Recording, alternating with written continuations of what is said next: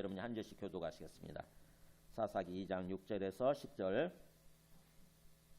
전에 여호수아가 백성을 보내매 이스라엘 자손이 각기 그들의 기업으로 가서 땅을 차지하였고, 백성이 여호수아가 사는 날 동안과 여호수아 뒤에 생존한 장로들 곧 여호와께서 이스라엘을 위하여 행하신 모든 큰 일을 본 자들이 사는 날 동안에 여호와를 섬겼더라.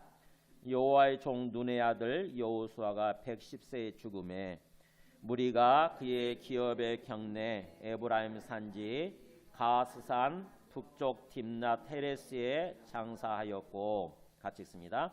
그 세대의 사람도 다 그 조상들에게로 돌아갔고, 그 후에 일어난 다른 세대는 여호와를 알지 못하며 여호와께서 이스라엘을 위하여 행하신 일도 알지 못하였더라. 아멘.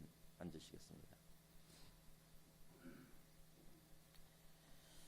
네, 코로나19 상황이 이제 좀 끝난 것 같죠, 그죠?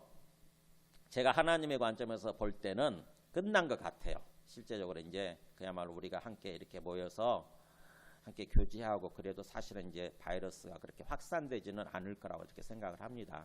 실제적으로 끝났는데 지금 정부에서는 이거를 지금 선포하기가 좀 그렇죠.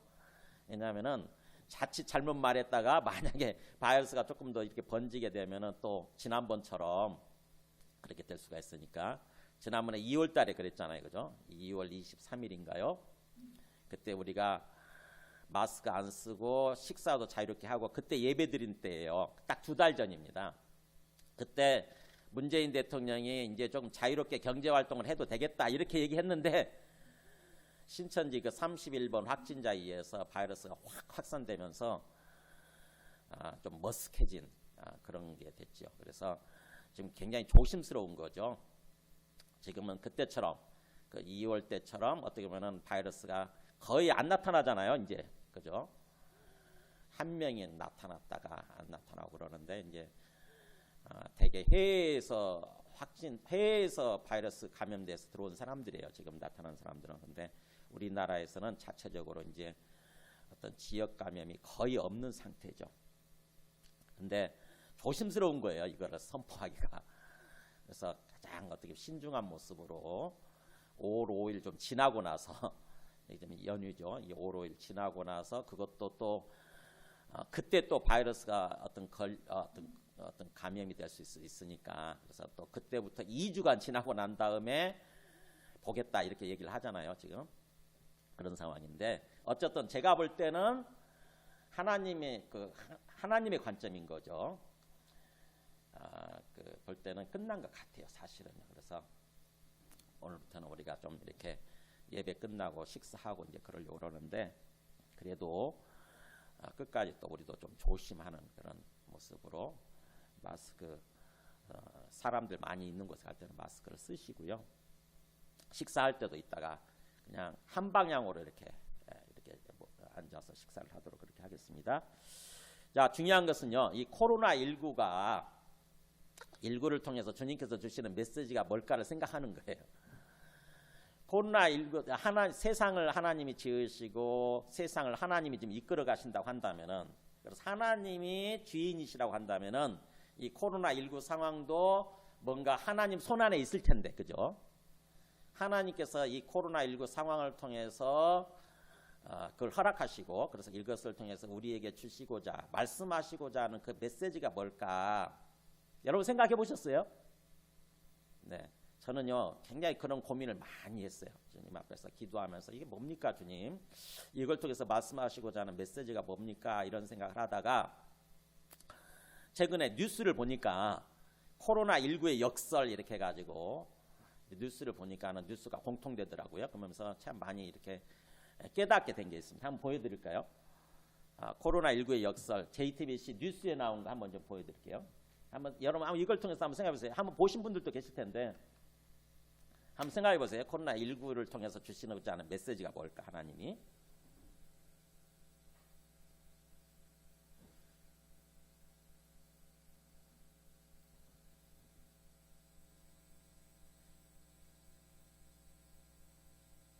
처음으로 이렇게 돌려서. 네.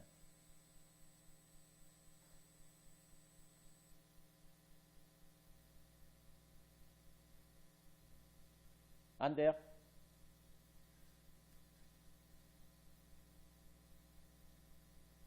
이제 끝에 와 있으니까 제일 처음으로.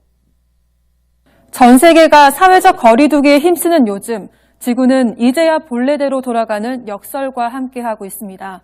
사람의 활동이 줄어들면서 잠시나마 숨통이 트인 지구에서 동물의 세계에도 거짓말 같은 평화가 되살아났습니다. 권근영 기자입니다.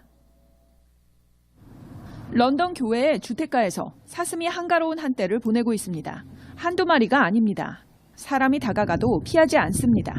Our little girl thinks that Santa sent the reindeers because we're all locked down, so we can keep an eye on everyone and make sure everyone's safe. 영국 노퍽엔 염소떼가 찾아왔고 칠레 산티아고 거리엔 퓨마가 나타났습니다. 코로나19는 전 세계적 유행으로 사람들을 괴롭히지만 야생동물들에겐 새로운 질서를 불어넣었습니다. 도로에 소음이 줄자 새소리가 들리고 하늘은 맑아지고 물은 깨끗해졌습니다. 스모그를 뚫고 올라야 했던 중국 만리장성. 이젠 초록숲이 분명하게 보입니다.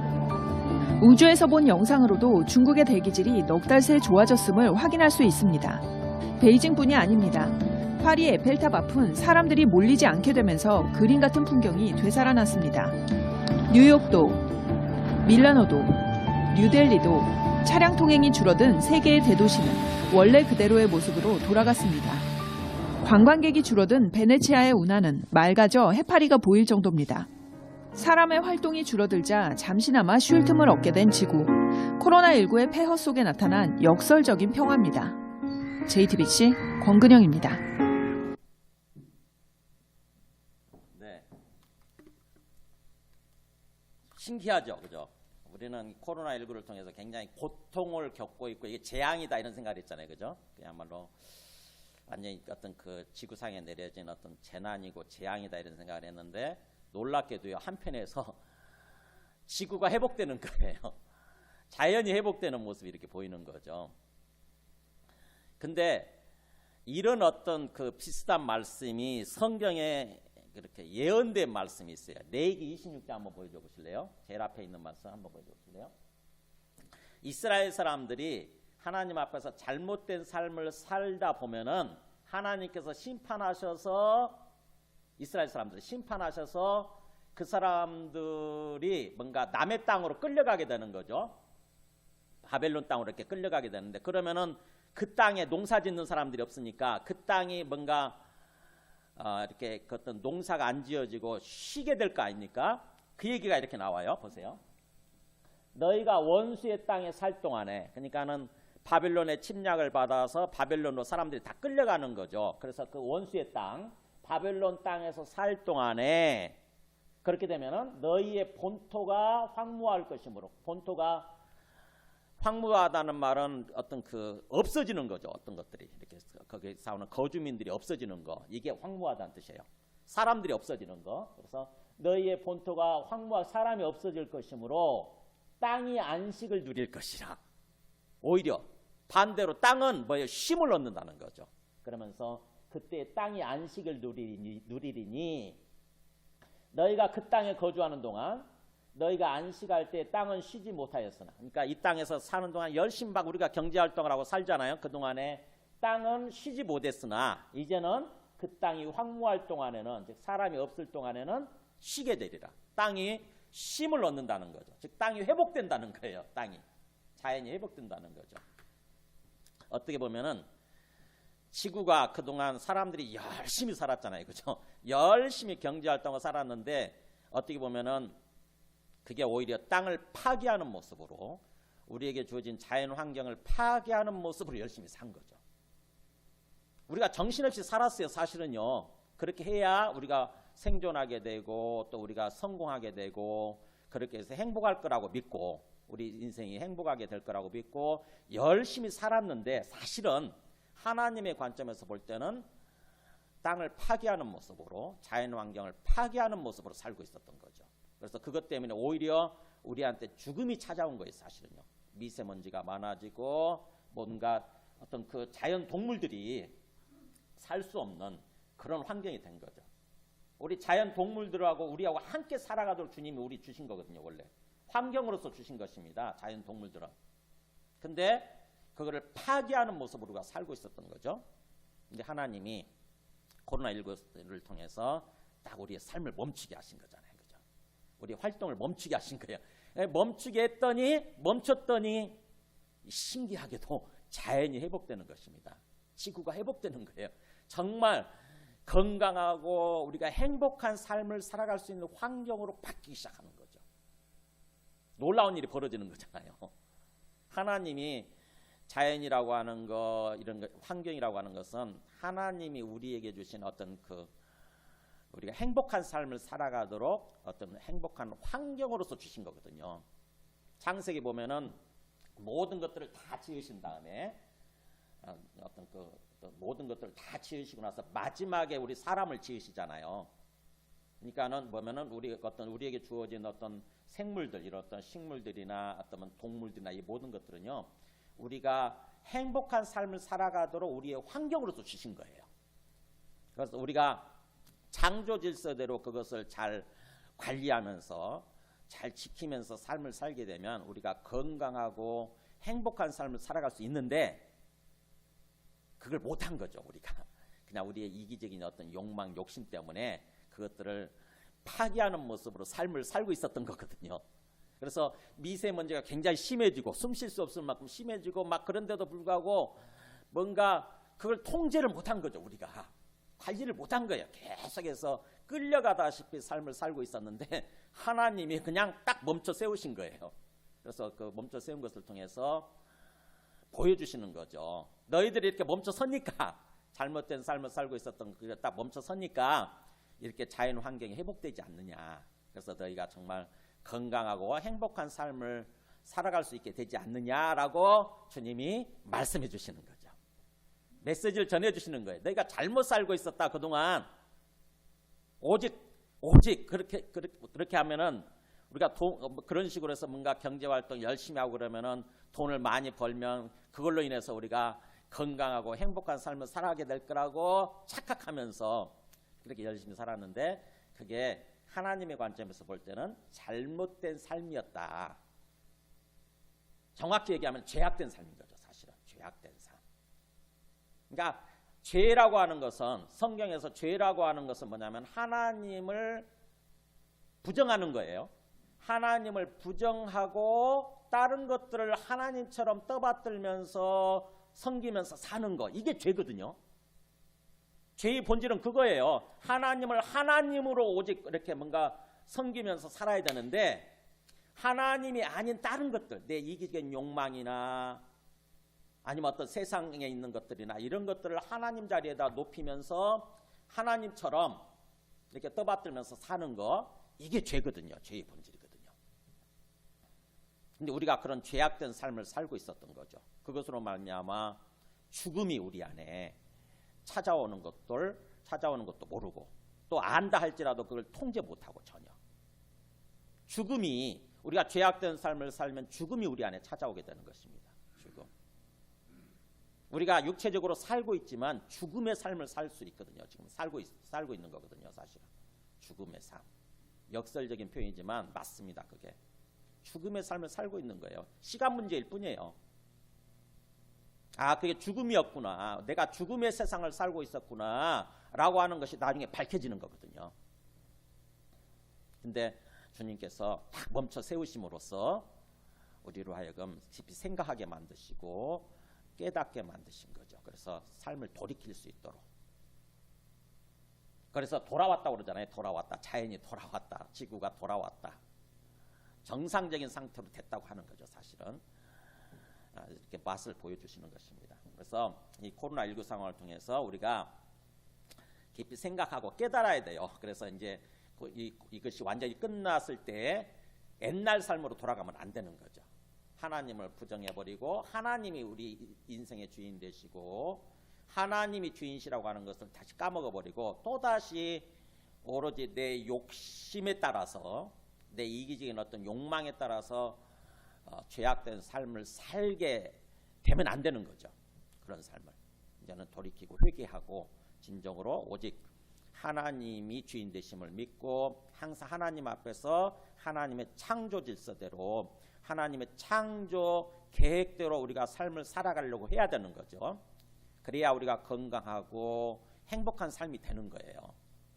근데 그렇게 될까요? 안 될까요? 제가 예측할 때는 틀림없이 까먹을 거예요. 인간들은 또다시 옛날 삶으로 돌아가서 틀림없이 하나님 또 잊어버리고 오로지 내 이기적인 어떤 욕망과 욕심을 따라서 또 환경을 파괴하면서 자연 환경을 파괴하면서 그렇게 또 삶을 살게 될 것입니다. 틀림없이. 얼마 안 갈 거예요. 지금은 굉장히 조심하고 그러지만 또 얼마 안 갈 거예요. 아마. 이게 참 안타까운데 어쨌든 이 코로나19 상황을 주님의 관점에서 바라보시고요. 말씀에 이미 예언되어 있으니까 주님의 관점에서 바라보면서 깊이 깨닫고 또 우리 삶을 돌아보면서 회개하고 정상적인 삶을 살아가려고 하는 거. 하나님이 창조하신 대로 하나님 우리를 지으시고 나서 우리를 향해서 뜻이 있을 거 아닙니까? 하나님의 뜻대로 삶을 살아가려고 하는 거.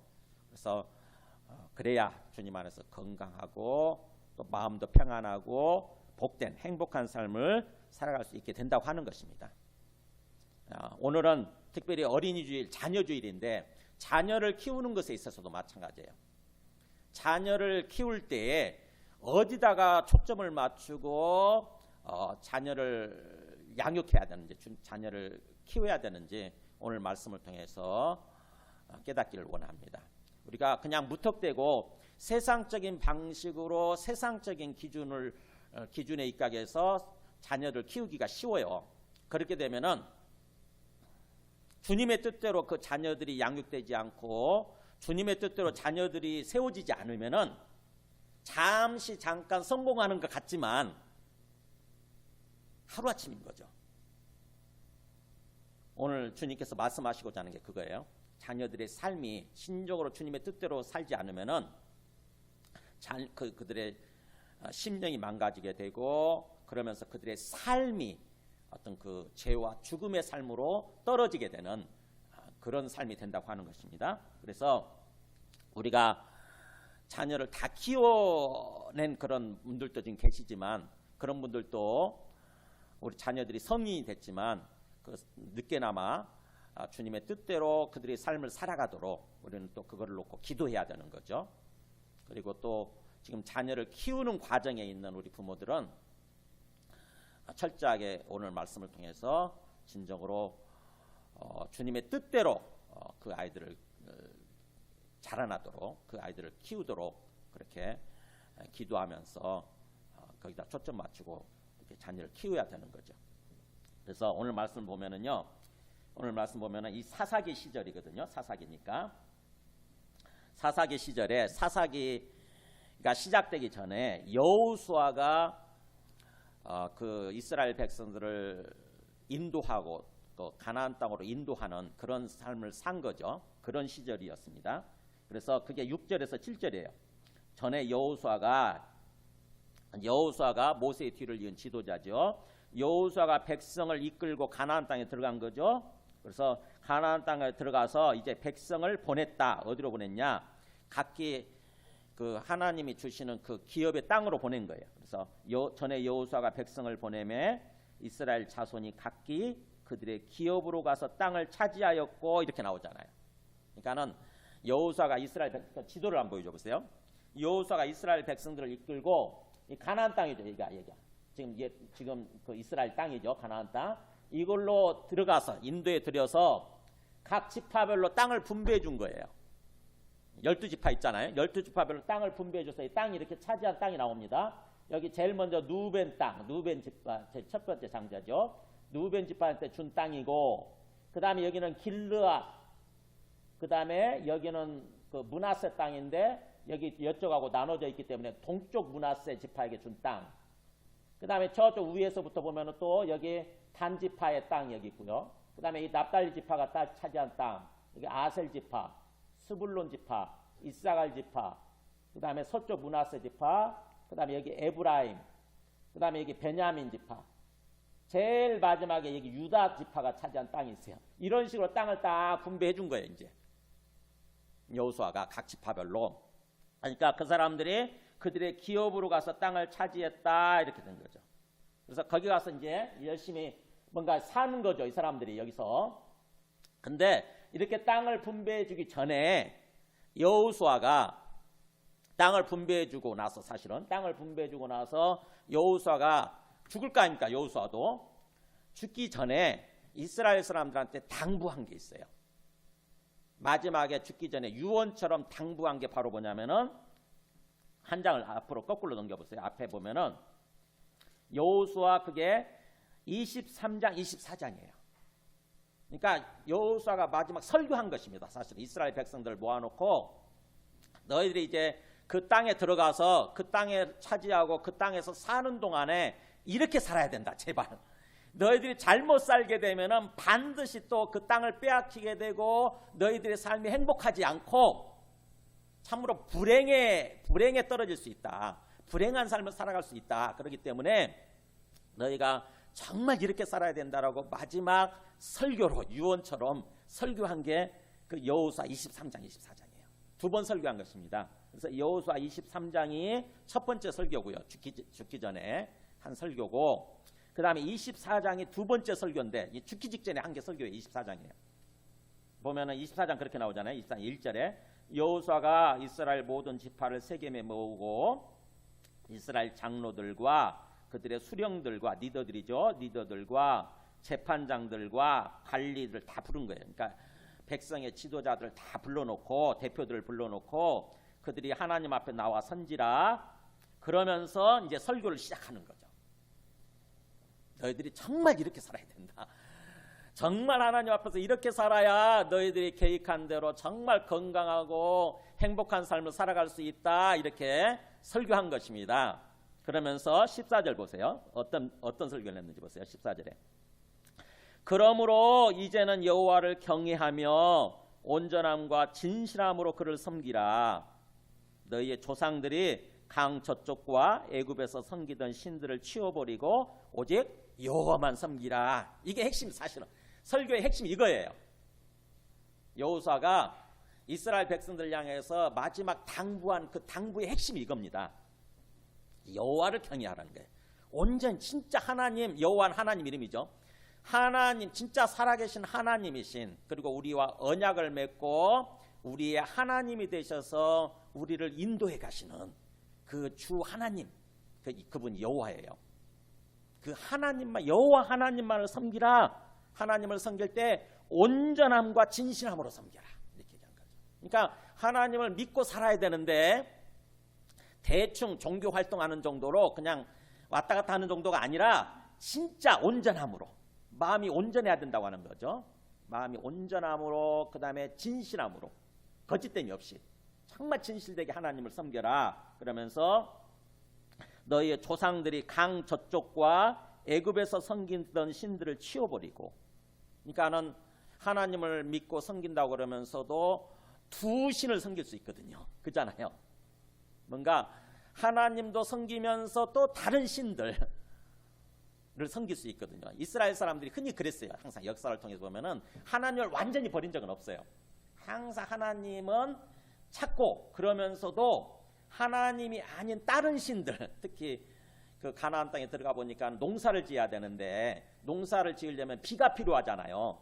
근데 비를 내려주는 신이 따로 있는 거야. 보니까 그 토착민들이 얘기를 하는 거 보니까, 원주민들이 얘기를 하는 거 보니까 비를 내려주는 신은 바알신이라고 따로 있대. 바알신. 그 사람들이 바알신을 섬기면서 살고 있는 거예요. 그러니까는 이스라엘 사람들도 바알신이 있구나, 바알신이 비를 내려주는구나, 이런 생각을 하게 되고 바알신을 또 섬기게 되는 거예요. 그럴까봐 이 여호수아가 그렇게 되지 않도록 미리 당부하는 거예요. 너희가 그곳에 가게 되면은 철저하게 오직 살아계신 하나님, 그 하나님만을 섬기라 그러는 거죠. 그래서 너희 조상들이 강 저쪽에서 섬기던 신, 그리고 애굽에서 섬기던 신들을 다 치워버려라. 혹시나 너희들이 뭔가 다른 신들을 꼽을 쳐놓고 있다가 또 그 신들을 끄집어내 가지고 또 그 신들을 섬기게 될 수 있으니까 다 없애버리라고 하는 거죠. 그러면은 강 저쪽에서 섬기던 신은 뭐냐? 너희 조상들이 강 저쪽. 이 강이 뭐냐? 한번 그 다음 그림 보여줘 보실래요? 여기 보면 이게 이스라엘 땅인데 아까 이 지파들 나오죠. 지파들 땅. 이게 이스라엘 땅인데 이쪽 끝에 보면은 북쪽 끝에 보면은 유프라테스 강이라고 있어요. 그 유프라테스 강이 있고 우리식으로 하면 압록강 정도 돼요. 유프라테스 강이 있고 그 유프라테스 강 너머에 하란 땅이 있거든요. 하란 땅. 그러니까 이 사람들이 이 가나안 땅으로 들어오기 전에 아브라함을 택해서 가나안 땅으로 들어오게 만드시잖아요. 하나님이. 근데 그 가나안 땅으로 들어오기 전에 아브라함이 이 사람들이 어디서 살고 있었냐면은 여기 하란 땅에서 살고 있었거든요. 강 저쪽. 유브라데스 강 저쪽 하란 땅에서 살고 있었거든요. 그 하란 땅에서 뭐 하고 있었느냐? 거기 보세요. 2절에 나오잖아요. 24장 2절에 보면은 여호수아가 모든 백성에게 이르되 이스라엘의 하나님 여호와께서 이같이 말씀하시기를, 그러니까 하나님 여호와께서 직접 이렇게 말씀하셨다는 것입니다. 그래서 하나님이 말씀하신 것을 그대로 전해주는 거예요. 지금 그 여호수아가 옛적에 너희의 조상들 곧 아브라함의 아버지이고 나홀의 아버지인 데라가, 맞죠? 아브라함과 나홀이 형제지간이잖아요. 형제지간. 그 형제들의 아버지 이름이 데라죠. 그게 창세기 나오죠. 창세기 11장 끝에. 그 데라가 강 저쪽에 거주하여, 여기 강 나오잖아요. 강 저쪽으로 나오잖아요. 이게 유프라테스 강이에요. 유프라테스 강 저쪽에 거주하여 하란 땅에 거주할 때 다른 신들을 섬겼다 이렇게 나오잖아요. 그러니까 우상 신들을 섬긴 거예요. 이게 데라가 하나님이 아닌 거짓된 신들인 거죠. 실제 신이 아닌데, 실제 없는 거예요. 허상이죠. 허상. 근데 그 신들을 거기서 섬기면서 그렇게 살고 있었던 것입니다. 데라가, 아브라함의 아버지가. 그래서 거기서 하나님이 아브라함을 불러내시는 거예요. 그건 잘못된 삶이다라고 하는 거죠. 거짓된 삶이다. 그래서 아브라함을 거기서 구원해내시는 거죠. 일종의 아브라함을 구원해내셔서 하나님을, 참된 하나님을 섬기도록, 그래서 그런 삶을 살도록 이렇게 가나안 땅으로 불러내신 거예요. 지금 그 얘기를 하는 것입니다. 그래서 지금 이 14절에서 너희의 조상들이 강 저쪽에서 섬기던 신, 거짓된 신인 거죠. 우상이에요. 우상. 거기서 섬기던 거. 그리고 또 이스라엘 사람들이 이 여기 뭐죠? 가나안 땅으로 오기 전에 애굽에서 살았었잖아요. 400년 동안. 그 애굽에서 살 때에 또 애굽에서 거짓된 신들을 섬기고 있었던 거죠. 애굽 사람들이 섬기던 신들. 그거예요. 그래서 뭐 송아지나 또는 보면은 그 출애굽을 할 때 10가지 재앙을 베푸시잖아요. 그 10가지 재앙이 사실은 그 신들을 심판하는 것입니다. 애굽 사람들이 신처럼 떠받들고 섬기는 그것들 있죠. 뭐 나일강이나 그런 모든 것들이 다 애굽 사람들이 신처럼 떠받들고 섬기는 신들이거든요. 근데 그거를 하나님이 그게 아니라고 하는 것을 보여주시고 심판해 버리신 거예요. 근데 그래서 이스라엘 사람들이 거기로부터 이렇게 나왔는데 자칫하게 되면은 옛날 신을 또 끄집어내 가지고 옛날 신을 섬길 수 있는 거죠. 환경이 안 좋아지고 상황이 안 좋아지게 되면, 우리 인생 살아가는 환경이 안 좋아지게 되면은 또 뭐예요? 하나님 같은 거 무시해버리고 다른 신들을 자꾸 섬기는 거예요. 그런 사람들 참 많이 있어요. 보면은요. 오늘 안 나오셨네. 불교 신자였다가, 그래서 불교에서 부처를 믿는 거죠. 그런 분이었다가 우리 교회 나오셔서 예수님 믿고 이렇게 예수님을 섬기는 그런 분이 계시는데,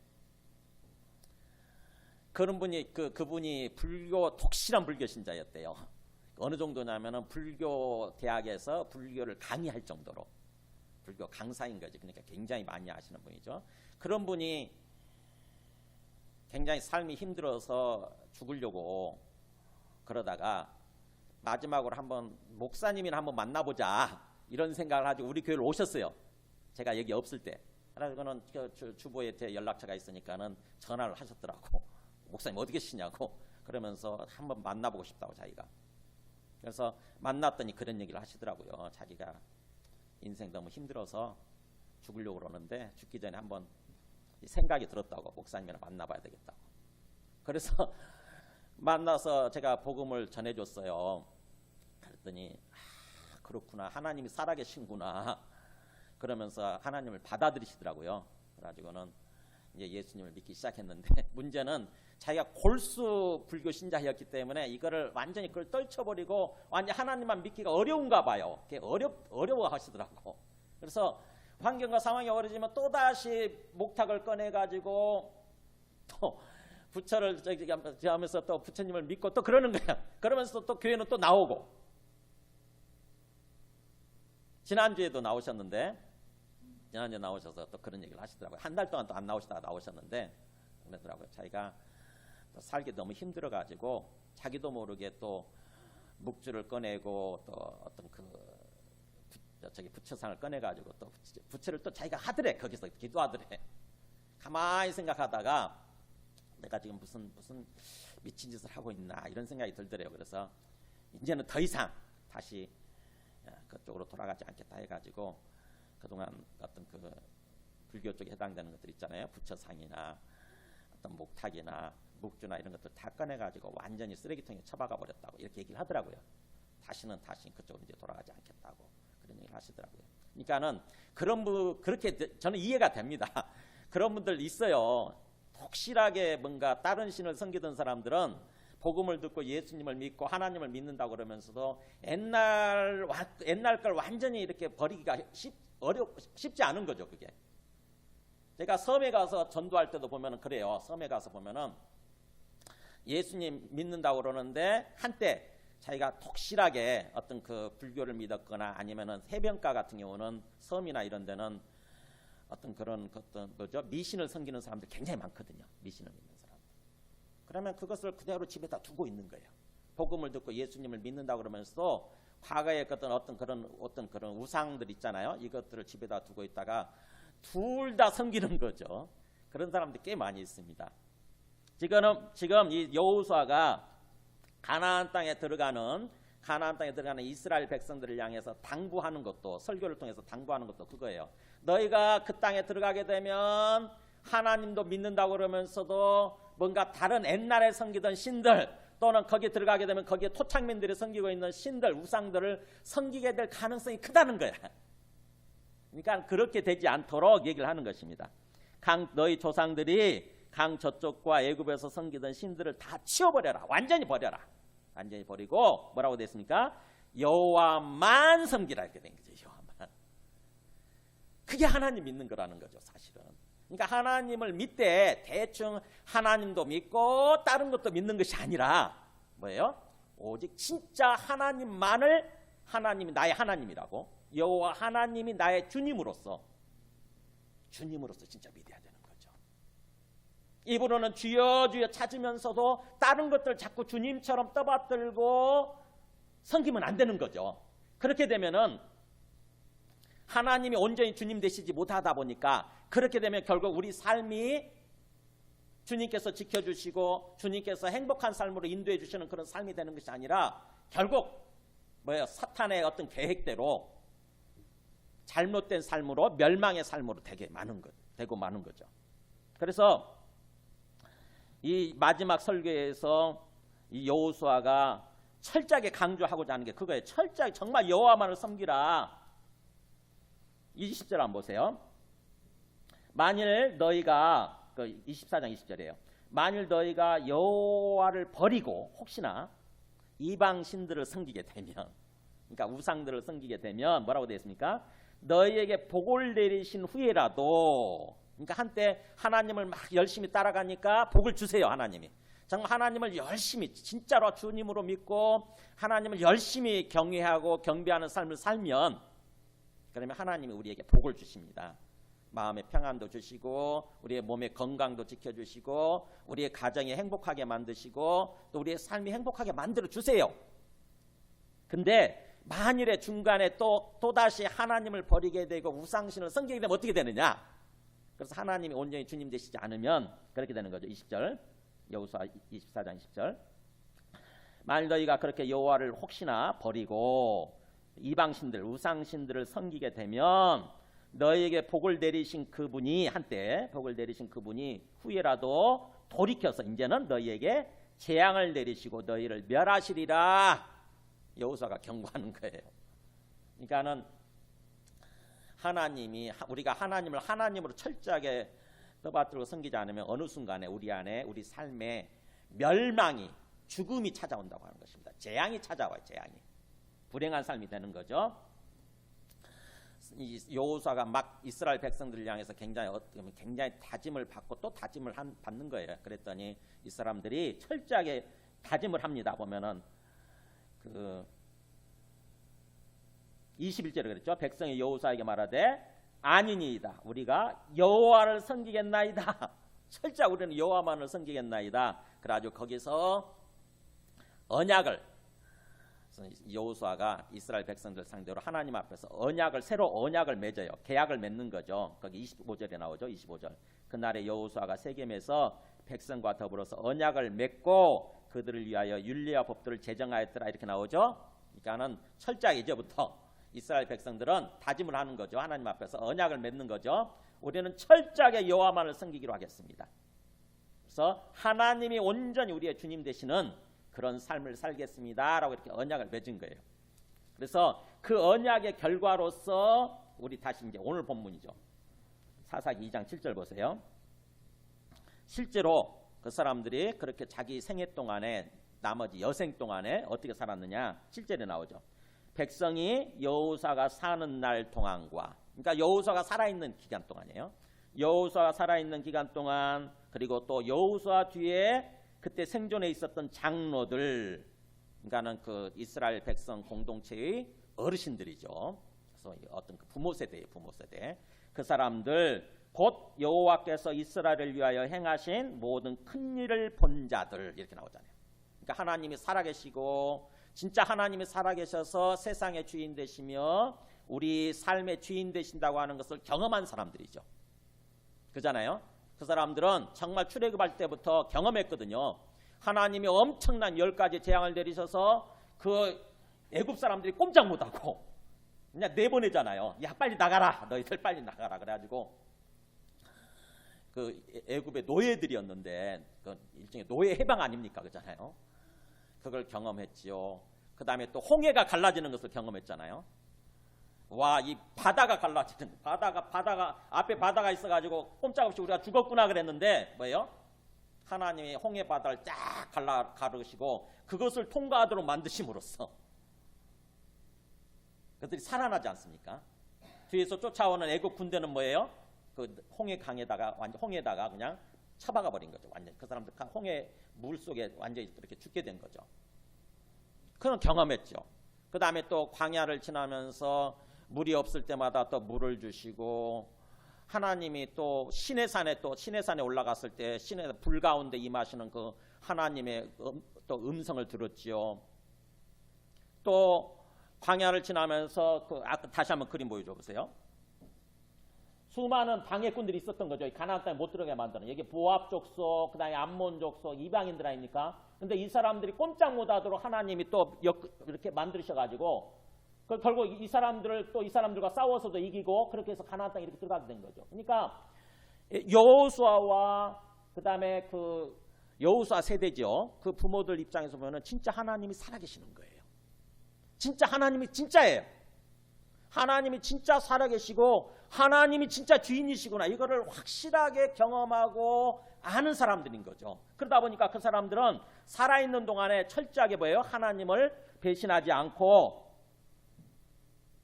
여호와를 섬겼더라 이렇게 나온 거예요. 하나님을 잘 섬기고 산 거예요. 그래서 하나님 안에서 진짜로 건강하고 그런 복된 삶을 살 수 있었던 거죠. 근데 문제는 그 다음이에요. 여호수아가 죽고 여호수아 세대의 그 장로들 있잖아요. 어르신들이 부모 세대들이 죽었을 때 문제가 터집니다. 보세요. 거기 8절에 여호와의 종 눈의 아들 여호수아가 110세에 죽음에 110살까지 살았네요. 110살에 110세의 죽음에 그리고 또 10절 보면은 그 세대의 사람도 그 여호수아 세대죠. 어르신들 그 세대의 사람들도 다 그 조상들에게로 돌아갔고 그랬잖아요. 다 죽은 거예요. 그러면 우리가 뭐예요? 자연스럽게 생각하기는 우리가 죽어도 우리 부모 세대가 죽어도 우리 자식들도 똑같이 하나님을 섬기고 하나님 안에서 건강하고 행복한 삶을 살아가야 된다라고 우리가 기대를 하고 또 그렇게 될 거라고 우리가 믿지 않습니까? 그잖아요. 그렇게 돼야 되는 거 아닙니까? 그잖아요. 우리가 사라져도 우리 부모 세대가 죽어도 우리 자식들도 그렇게 건강하고 행복한 삶을 살아야 되잖아요. 우리 그걸 바라는 거 아닙니까? 자식들한테. 그래야 되는 건데 그렇지 못한 거예요. 보세요. 그 세대의 사람도 다 그 조상들에게로 돌아갔고 그 후에 일어난 다른 세대는 이렇게 된 거예요. 후세대죠. 우리 자식들 세대예요. 그 후에 일어난 우리 다른 세대, 우리 자식들 세대는 여호와를 알지 못하며, 와, 이게 끔찍한 일이 벌어집니다. 하나님을 알지 못한대요. 하나님을 인격적으로 믿지 않는다고 하는 것입니다. 하나님을 인격적으로 알지 못하고 하나님이 뭐야? 이렇게 되는 거죠. 여호와 하나님 뭐야? 그러면서 하나님 여호와를 알지 못하며 또 여호와께서 이스라엘을 위해서 행하신 일, 과거에 큰 일을 행했던 일들 있잖아요. 이스라엘 가나안 땅에 들어오기까지 큰 일을 행하셨던 것들, 즉 하나님이 살아계심을 보여주신 일들이죠. 그것들을 알지 못하였더라. 즉 다시 말하면 하나님을 전혀 믿지 않은 것입니다. 하나님을 놓아버린 거예요. 이제 하나님이 없어지면 어떻게 되냐? 우리 마음속에서 하나님이 없어지면 당연히 다른 신들을 섬기게 되죠. 우리 인간이라고 하는 존재는 영적인 존재이기 때문에요, 뭔가를 신으로 섬기면서 살게 돼 있어요. 항상 하나님을 신으로 섬기지 않으면 다른 것들 있잖아요. 하나님처럼 뭔가 힘이 있고 뭔가 우리를 지켜주고 우리를 인도해 주실 거라고 생각되어지는 것들 있잖아요. 이 땅에서 권력도 마찬가지고 돈도 마찬가지고 모든 것들이 마찬가지예요. 이거를 하나님처럼 우리가 떠받들어 섬기게 됩니다. 그런데 이스라엘 사람들도 그랬다고 하는 거예요. 그렇게 됨으로 말미암아서 그들이 보세요. 결국 이제 우리가 읽지 않았지만 11절에서 15절까지 보면은 그 후세대들이 이제 결국 하나님을 놓아버리게 되고 하나님을 잊어버리게 되니까 하나님을 하나님으로 섬기지 않게 되다 보니까 어떤 삶을 사느냐 보세요. 11절 보면 이스라엘 자손이, 이제 자손이죠. 이스라엘 자손이 여호와의 목전에서, 그러니까 하나님이 보실 때 그런 뜻이에요. 하나님의 눈앞에서 악을 행하여, 하나님의 선대로 사는 것이 아니라 하나님의 의대로 사는 것이 아니라 이제 죄악을 행하기 시작하는 거죠. 악을 행하여 결국 바알들을 섬기며, 그 토착신이에요. 아까 말하는 비를 내려준다라고 하는, 그렇다 우리에게 풍요를 준다고 생각하는 거죠. 우리에게 풍요를 준다고 생각하는 그런 것들을 이제 섬기기 시작하는 거죠. 결국 애굽 땅에서 그들을 인도하여 내신 그들의 조상들의 하나님 여호와를 버리고, 그잖아요.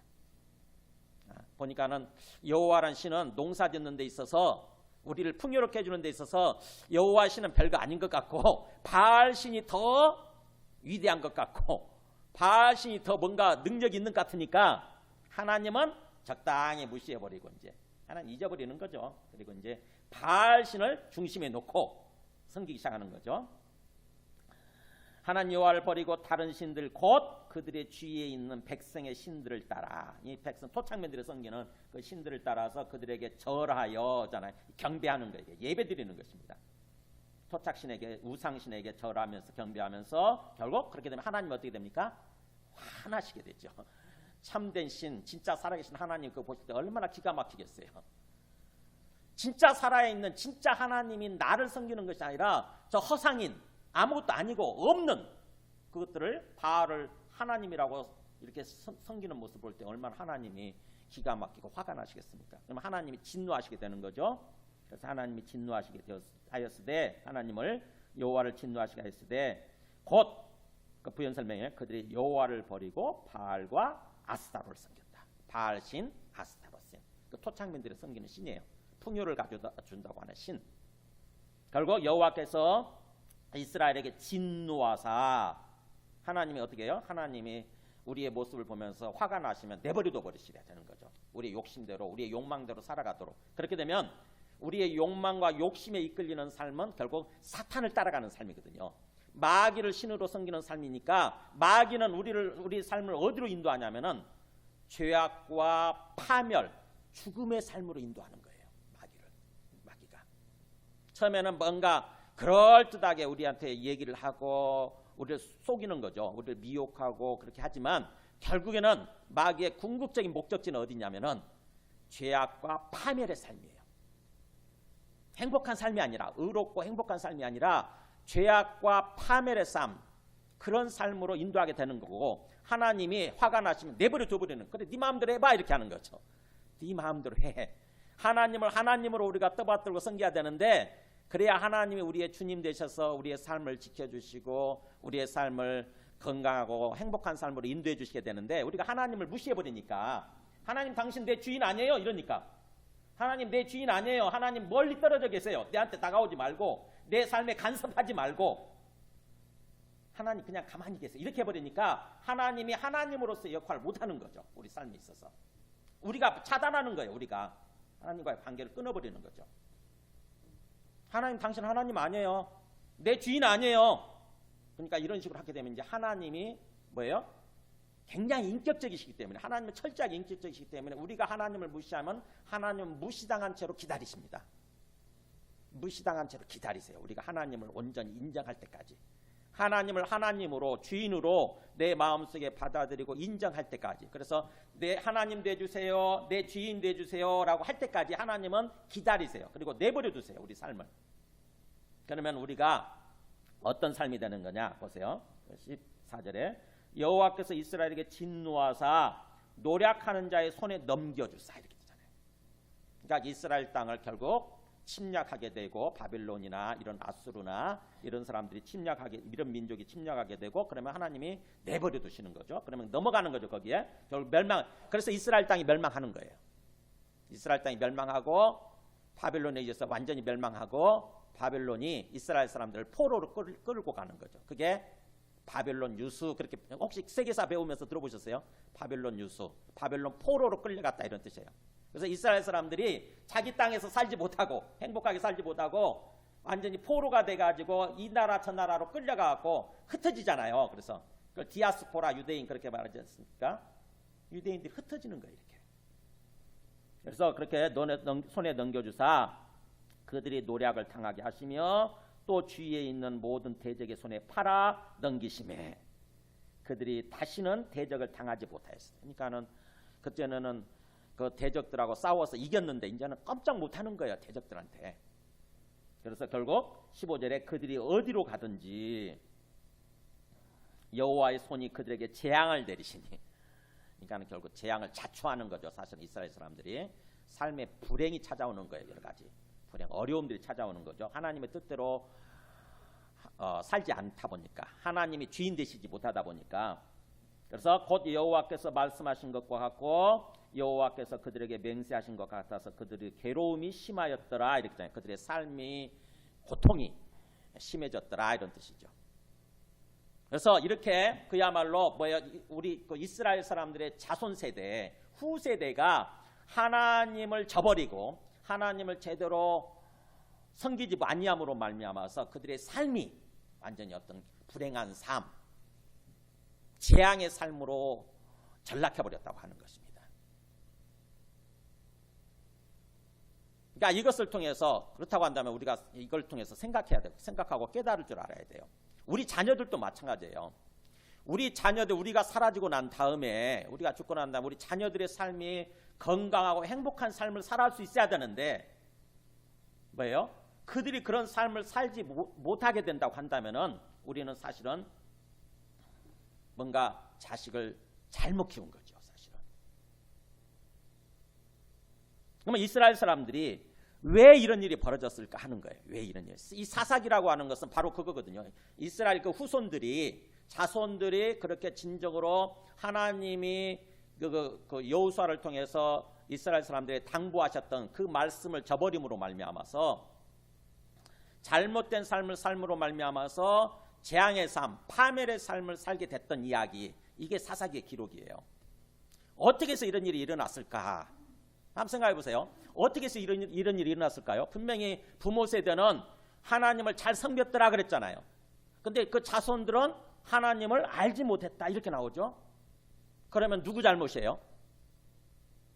네, 바로 부모 세대죠. 부모가 하나님을 제대로 전해주지 않은 거예요. 사실은요. 자식 교육을 잘못한 거죠. 소위 얘기하면. 자식 교육을 거기서 세대 단절이 일어난 거예요. 그러니까는 나는 하나님을 잘 섬긴다고 살았어요. 우리 부모 세대는 하나님을 경험했으니까, 하나님이 살아계시다고 하는 거, 진짜 주님이시라고 하는 걸 철저하게 알았기 때문에 내가 사는 날 동안에는 하나님을 잘 섬기면서 하나님 앞에 산 거죠, 사실은. 근데 그러면은 우리 자식들한테도 그걸 전해줬어야 되잖아요. 그죠? 하나님이 살아계신다. 하나님이 진짜 온 세상의 주인이시고 하나님이 네 인생의 주인이시다. 그래서 정말 하나님을 알고 하나님을 하나님으로 섬기고 그렇게 살아야 너도 건강하고 행복한 삶을 살아갈 수 있다. 이렇게 교육을 시켰어야 되잖아요. 근데 그렇게 하지 못한 것입니다. 그래서 자식 교육의 실패예요. 사실은 여기서 이스라엘 사람들이 자녀 교육의 실패, 그것으로 말미암아서 거기서 일어난 거예요. 이런 일이 일어난 것입니다. 그래서 우리들도 마찬가지예요. 우리가 자녀 교육을 하잖아요. 자식 농사 짓는다고 하지 않습니까? 우리 인생의 농사가 사실은 자식 키우는 거죠. 근데 만약에 우리가 자식을 제대로 교육하지 못하고 제대로 키우지 않게 되면은 그 자식들이 나중에 커서 성인으로서 어떤 인생을 살아갈 때에 우리가 기대하는 대로 또 우리가 바라는 대로 그들이 건강하고 행복한 삶을 살아가는 것이 아니라 어느 순간에 이 이스라엘 자손들처럼 파멸의 삶으로, 재앙의 삶으로 전락할 수 있다고 하는 것입니다. 그래서 우리가 자식 교육을 하고 또 어떤 그 인생을 살아가는 데 있어서 우리 인생의 본질이 뭐냐, 우리 자식 교육의 본질이 뭐냐, 핵심 본질이 뭐냐, 이거를 생각해야 돼요. 우리가 여러 가지 자식들 뭔가 학원 열심히 보내고 뭔가 좋은 대학 보내고 또 인생에서 성공하기 위해서 그렇게 키우지 않습니까? 근데 그런 것들도 필요하지만 가장 핵심 본질, 우리가 정말 자식들한테 교육하고 자식들한테 전해줘야 되는 것은 뭐냐? 가장 핵심 본질이 뭐냐? 그것은 성경에서 한번 전도서 12장 한번 보여줘 보실래요? 이 전도서 12장, 인생, 하나님 없이 살아가는 인생에 대해서 얘기하는 게 전도서거든요. 하나님 없이 살아가는 인생, 그 인생이 얼마나 허무하고 헛되게 되는가, 그것을 얘기하는 게 전도서인데 그 전도서 마지막 결론이에요. 마지막 결론 부분이에요. 보세요.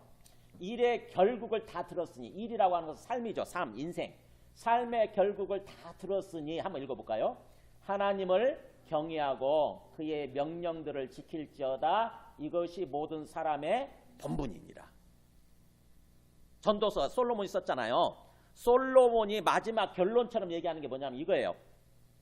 하나님을 경외하는 거, 그래서 그의 명령, 하나님의 말씀을 순종하면서 살아가는 거, 이게 뭐라고 그러냐면 이게 모든 사람의 본분이다. 즉 다시 말하면 모든 인생의 본질이다라고 하는 거예요. 인생의 본질. 그러니까 하나님이 우리에게 인생을 주시고, 그래서 우리를 창조하시고 우리에게 생명을 주시고 나서 하나님이 우리에게 기대하시는 삶이 뭐냐, 바라시는 삶, 그것은 곧 하나님을 경외하는 삶인 거예요.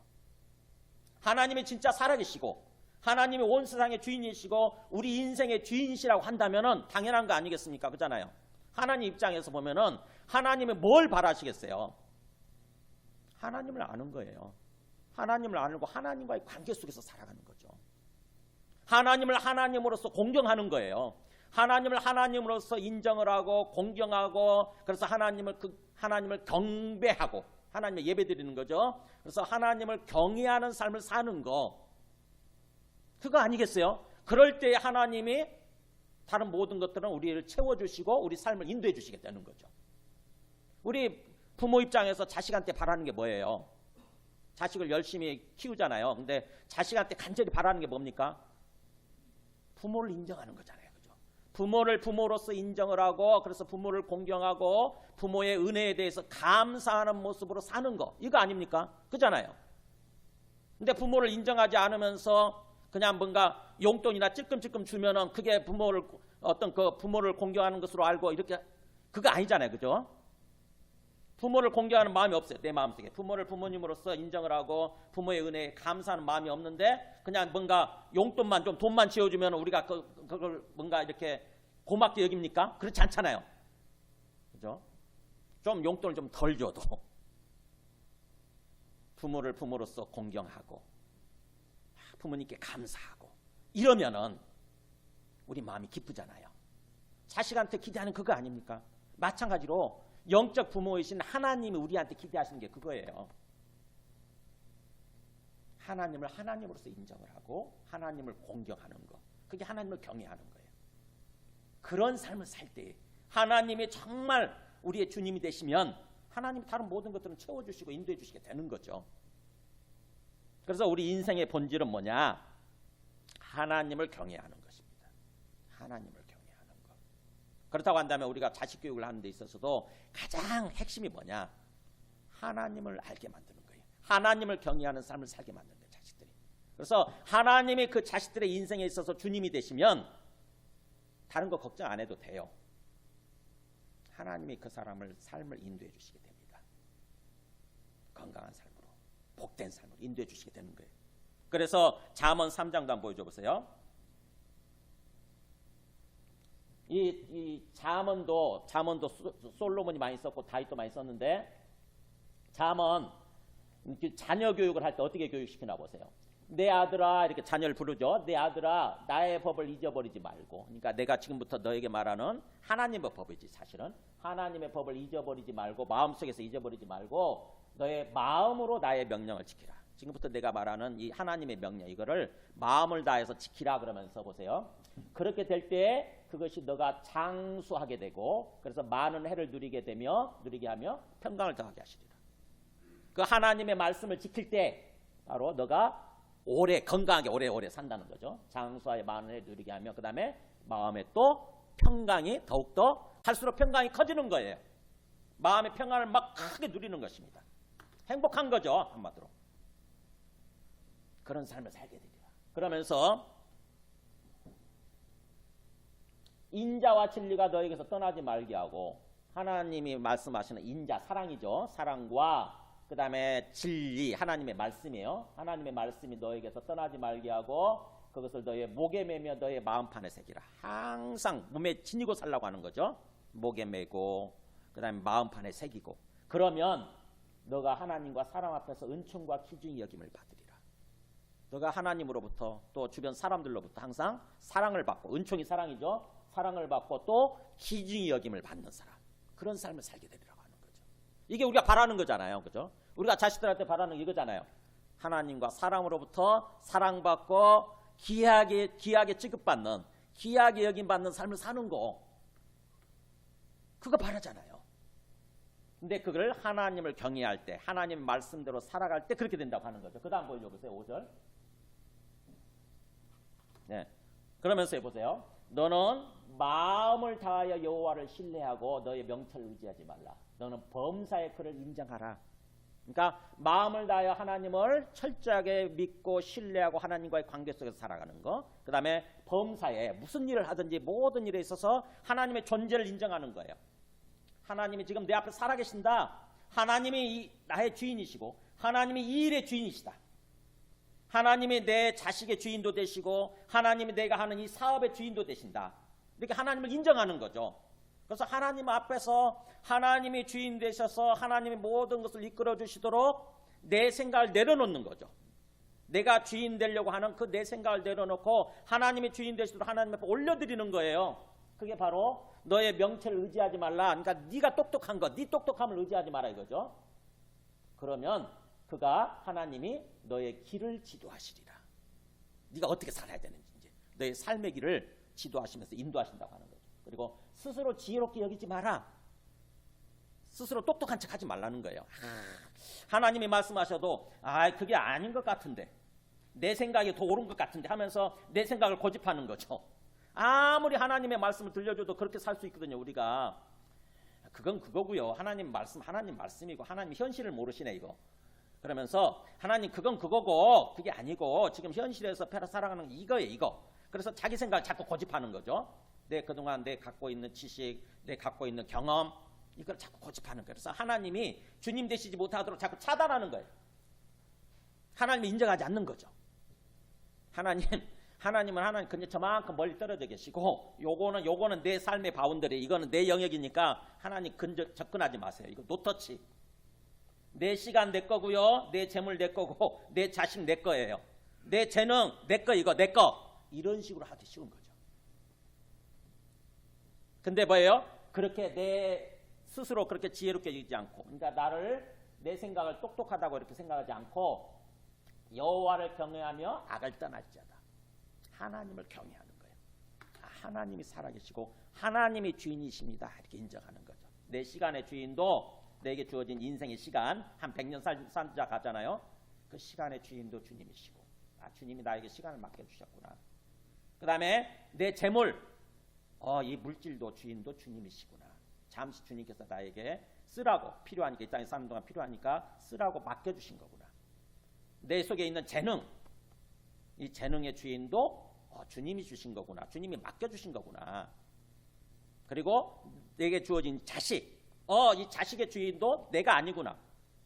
주님이 주인이시구나. 그러면서 주님의 주권을 인정하고 주님께 올려드리는 거예요. 주님이 주님의 뜻대로 이것들을 인도하여 주시고, 그래서 이것들 통해서 주님의 살아계심이 드러나고 주님의 영광이 나타나게 하여 주시옵소서, 이렇게 자꾸 주님께 올려드리는 것입니다. 그러면 바로 이것이 너의 몸의 양약이 되어 너의 골수를 윤택하게 하리라. 왜요? 몸의 양약이 된다는 말은 우리 몸을 건강하게 만든다고 하는 거죠. 그런 심령으로 살아갈 때 우리 마음이 건강해질 때 우리 몸이 건강해지는 거죠. 그러면서 너의 골수를 윤택하게 하리라. 그러니까 너의 몸을 건강하게 만들어준다. 그래서 주님 안에서 이렇게 건강하고 행복한 삶을 살아가게 된다고 하는 것입니다. 하나님을 온전히 경외하게 될 때. 그러니까 우리가 자식 교육을 시킬 때 마찬가지인 거예요. 그 자식이 언뜻 생각하면 내 자식이니까, 내가 낳았으니까 내 자식일 거라고 그렇게 생각하지 않습니까? 근데 시편 127편 3절을 보면은 보세요. 보라, 읽어볼까요? 시작. 보라, 자식들은 여호와의 기업이요. 네, 거기까지요. 자식들은 여호와의 기업이란 말이 아까 땅 분배해 줄 때 그 땅을 말하는 거거든요. 하나님의 땅, 하나님의 재산이다, 이런 뜻이에요. 자식 언뜻 생각하면 내가 낳았으니까 내가 주인이고 내 소유물처럼 생각되잖아요. 그래서 내 마음대로 자식을 키워도 되고 그래야 성공시킬 것 같은 그런 생각이 드는 거죠. 근데 하나님은 말씀하세요. 아니다. 네 자식 네가 낳았지만 그한테 생명을 준 존재는 나다라고 말씀하십니다. 하나님이시다, 이렇게 말씀하신 거예요. 네가 자식한테 생명을 줄 수 있느냐? 그렇지 않다는 거죠. 그렇잖아요. 우리 자식한테 우리가 생명을 줄 수가 없어요. 하나님이 생명 주신 거예요. 하나님의 것이에요. 하나님 거. 그렇다고 한다면 우리가 주인이 아니고 우리는 하나님의 것을 맡은 존재일 뿐인 거죠. 하나님의 재산인데, 하나님이 소유주고 하나님의 것인데 우리는 하나님의 것을 잠시 맡은 것에 불과해요. 즉 우리는 청지기라고 하는 것입니다. 성경적으로 보면 청지기, 하나님의 것을 맡은 자, 청지기. 그러니까 우리에게 주어진 시간도 하나님의 것이고, 재물도 하나님의 것이고, 재능도 하나님의 것이고, 자식도 하나님의 것이에요. 우리는 하나님의 것을 맡은 청지기에 불과해요. 그러면 우리는 그 주인이신 하나님의 뜻대로, 주인의 뜻대로 그것을 잘 관리하고 잘 쓰려고 해야 되는 거죠. 그리고 자식들도 하나님의 뜻대로 키우려고 해야 되는 거예요. 하나님, 이 아이를 향한 하나님의 계획은 뭡니까? 하나님의 뜻은 뭡니까? 찬찬히 보니까 자식을 키우면서 보면 그죠? 그 자식의 재능이 나타나잖아요. 그 재능을 우리가 준 게 아니잖아요. 그냥 주어졌어요. 주어졌어. 뭔가 재능, 탤런트가 주어져 있어요. 저희 딸 같으면 음악 쪽에, 피아노 쪽에 관심이 많아요. 제가 줄 수 있는 게 아니에요. 그냥 주어졌더라고. 그러면은 하나님이 그 아이한테 뭔가 피아노라고 하는 어떤 재능을 주실 때는 하나님의 계획이 있을 거 아닙니까? 그잖아요. 그 피아노를 통해서 하나님이 하시고자 하는 계획이 있을 거잖아요. 무슨 계획이겠어요? 하나님의 영광을 나타내는 거예요. 하나님의 영광을 나타내는 거예요. 그것을 통해서. 그러니까 우리의 자식을 통해서 자식의 삶을 통해서 하나님의 영광이 나타나게 되는 거, 이게 하나님의 계획이에요. 우리는 그렇게 되도록 자식들을 양육하고 그렇게 키워야 되는 거죠. 우리는 잠시 하나님의 것을 맡은 청지기로서 내 마음대로 내 뜻대로 키우면 안 되는 거예요. 철저하게. 정말 이 아이가 하나님을 알고 하나님과의 관계 속에서 삶을 살아가고, 그럼으로써 하나님의 영광을 나타내는, 하나님이 주신 재능, 탤런트를 마음껏 발휘함을 통해서 하나님의 영광을 나타내는, 그래서 하나님 안에서 참으로 건강하고 행복한 삶을 살아가도록 우리는 거기다 초점 맞추고 그것을 위해서 기도하면서 자식들을 양육해야 되는 거죠. 그것이 우리 자부모 세대들한테 주어진 사명이고 책임이에요. 우리는 그동안 하나님을 잘 몰라서 그런 거 없이, 그런 것도 모르고 그냥 세상 사람들이 사는 방식대로 살았고 세상 사람들이 자식들 키우는 방식대로 키웠는데 지금부터라도 그렇게 기도해야 되는 거죠. 지금부터라도 우리 자녀들이 정말 하나님을 알게 해주시옵소서. 우리 인생의 본질인 우리 사람의 본분인 하나님을 진정으로 알게 해주시고 하나님이 주님 되시는 삶, 그래서 정말 주님 안에서 건강하고 평안하고 복된 삶을 살아가는 그런 존재들이 되게 하여 주옵소서. 정말 그들이 하나님의 영광을 나타내는 그런 삶을 살아가게 하여 주시옵소서라고 정말 그들을 위해 늦게나마 그들을 위해서 간절히 기도해야 됩니다. 그리고 지금 자식을 키우는 과정 중에 있는 우리 젊은 부모들은 나중에 돌이킬 수 없는 후회에 이르지 않도록 정말 그렇게 키우셔야 돼요. 그래서 주님이 그 인생의 주님 되시면, 우리 자녀들이 주님 되시면 나머지 걱정 안 해도 됩니다. 주님이 친히 모든 것을 인도해 주시게 돼요. 그들의 필요를, 건강도 지켜주시고 생명의 안전도 지켜주시고 필요도 채워주시고 그들의 삶을 정말 복된 삶으로 인도해 주시게 되는 거죠. 말씀을 정리합니다. 다시 한번 어떤 코로나19 상황이든 그래서 세상이 돌아가는 거든 또는 우리의 인생이든 하나님의 관점에서 생각하고 바라볼 줄 알아야 돼요. 우리는요. 하나님의 관점에서. 인생을 하나님의 관점에서 바라보는 것입니다. 우리 인생이 뭔가. 그래서 하나님의 뜻대로 항상 삶을 살아가려고 해야 돼요. 우리가 열심히 살아야 되지만 열심히 살죠.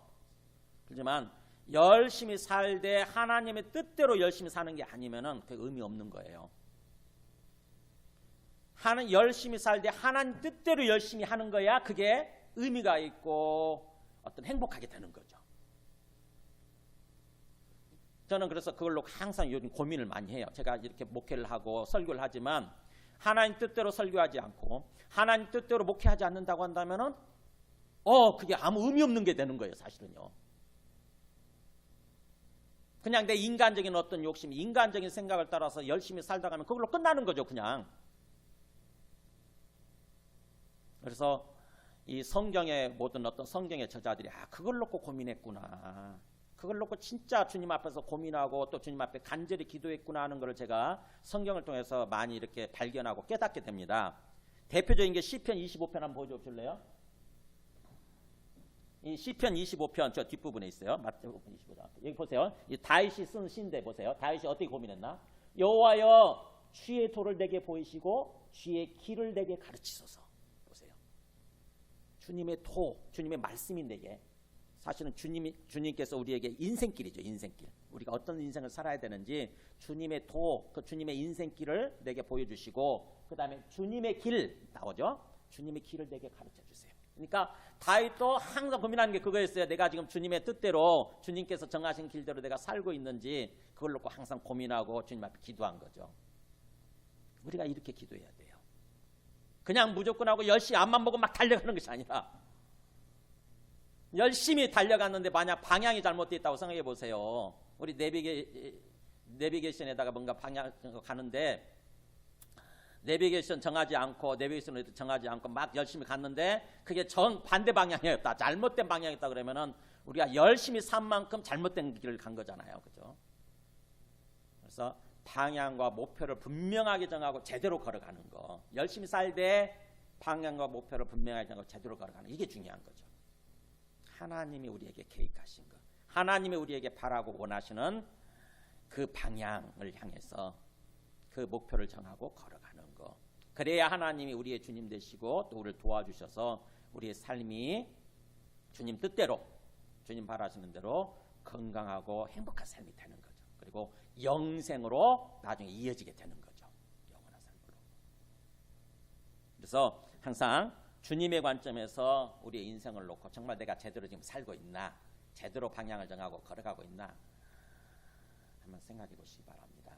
우리가 자식을 키우고 우리가 사업을 하고 그런데 정말 내가 제대로 지금 하고 있나, 제대로 올바른 모습으로 하고 있나 하는 거예요. 우리의 사랑하는 자녀들이 정말 하나님의 바램대로 우리가 자녀들을 잘 키움으로써 그들의 정말 행복한 삶으로 세워지게 되고 진짜 주님 안에서 진정한 의미에서 성공하는 삶이죠. 진정하면서 성공하는 삶으로 세워지고, 그다음에 우리들도 그 자녀들을 바라보면서 참으로 행복한 우리 인생 농사를 잘 지었구나 이렇게 되는 그런 삶이 되시기를 주님의 이름으로 축원하며 멈추시잖아요, 그죠? 물론 우리의 어떤 방역 노력 이런 것들 같이 협력을 해서 그렇게 이루게 되지만 기본적으로 하나님이 때가 되면 멈추세요. 아직은 완전히 심판할 때가 아니거든요. 그래서 영적인 관점에서 가만히 하나님 앞에서 묵상하면서 기도하면 깨닫습니다. 이제 끝났는지 안 끝났는지. 끝났습니다. 실제적으로 이제 코로나19가 실제적으로 끝났고요. 그래서 흐트러졌던 우리의 마음을 추스르고 이제 일어날 때예요. 그래서 그리스도의 부활을 통해서 하나님이 살아계시고 온 세상의 주인 되시며 코로나19도 주님 손안에 있고 우리 생명도 주님 손안에 있음을 믿고 항상 주님 앞에 굳게 서 있는 거예요. 항상 주님을 의식하고 주님을 바라보고 주님께 기도하는 것입니다. 주님이 나의 주님이십니다. 주님이 내 가정의 주인이십니다. 주님이 나의 자녀의 주인 되어 주시옵소서. 이렇게 항상 절대로 내가 주인 되지 않겠습니다. 저는 그냥 주님의 것을 맡은 청지의 자세로, 맡은 자의 자세로 이렇게 그것들을 관리하고 그것들을 키우도록, 자녀들을 키우도록 하겠습니다. 이렇게 하는 거죠. 그래서 구원받은 하나님의 자녀답게, 우리는 구원받은 자들이잖아요. 하나님의 자녀답게 이제 항상 주님과 인격적으로 교제하고 교통하면서 이웃을 돌아보고 또 사랑하는 그런 삶을 삶으로써 주께서도 은혜와 사랑을 우리에게 베풀어 주시고, 그래서 우리 모두가 건강하고 평안하며 복된 행복한 그런 삶을 살도록 이렇게 항상 기도해 주시기 바랍니다. 오늘 예배 끝나고요, 편안하게 식사하시고요.